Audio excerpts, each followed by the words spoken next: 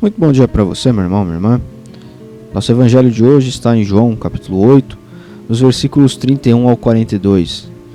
Aqui Jesus está dizendo para alguns judeus que não acreditavam nele, que se permanecessem na sua palavra, eles seriam verdadeiramente seus discípulos, e que conheceriam a verdade, e essa verdade os libertaria. E veja só que interessante, esses homens respondem que eles eram descendentes de Abraão, e por isso nunca foram escravos, nunca tinham sido escravos de ninguém.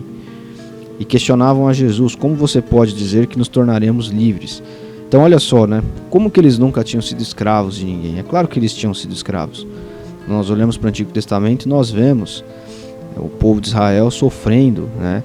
Com momentos de liberdade, momentos de escravidão, e como Deus agindo ali no meio deles, e através da correção e do amor e da instrução, fazia com que esse povo vivesse momentos de liberdade, momentos de cativeiro.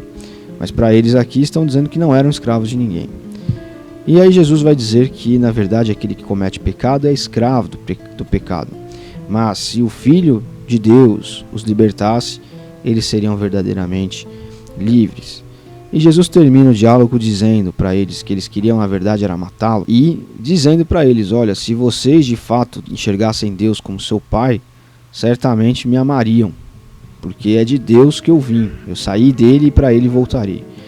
E é interessante porque Jesus, ele é a representação maior de liberdade para nós.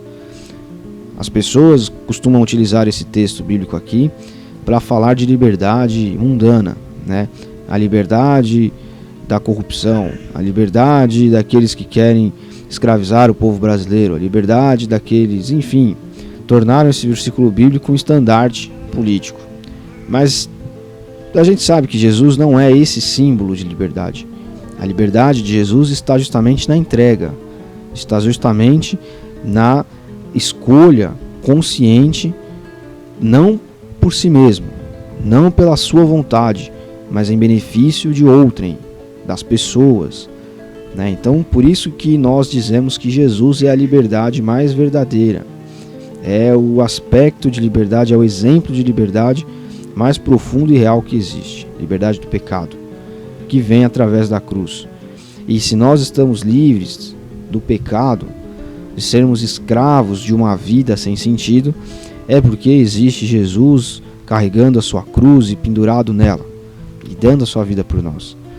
Então ali Jesus se deixou morrer, se fez escravo, se permitiu escravo. E Deus colocou nele e ali naquele momento a libertação do homem, da humanidade, né? E isso nunca pode deixar de nos surpreender, porque é o lugar onde nós ganhamos toda a nossa liberdade, é um lugar de morte, né? E é inclusive uma das incoerências, digamos assim, do Evangelho. O evangelho que para os sábios é loucura, como diz o apóstolo. Por quê? Porque na morte, que é para muitos uma prisão, na verdade encontramos a fonte da liberdade. Esse é o mistério do amor de Deus, um amor que não é facilmente compreendido, ele precisa ser vivido. E Jesus realiza a sua liberdade total e transforma a liberdade, o ato, né, ser livre, de uma maneira completamente inusitada, ao se entregar para morrer em nome e em favor de todos. Então a liberdade nos torna livre na medida em que transforma a nossa vida, e a nossa vida se encaminha para o bem. Então que nesse evangelho, a partir desse evangelho de hoje, nós entendamos que para sermos verdadeiramente livres, precisamos não só conhecermos a nós mesmos, num nível psicológico, digamos assim, saber quem somos, nos realizarmos, mas sermos nós mesmos num nível mais profundo, entendendo a profundidade do amor de Deus, a profundidade do sacrifício de Jesus naquela cruz e o que significa para cada um de nós, o que significa para a humanidade. Deus abençoe você. Até amanhã.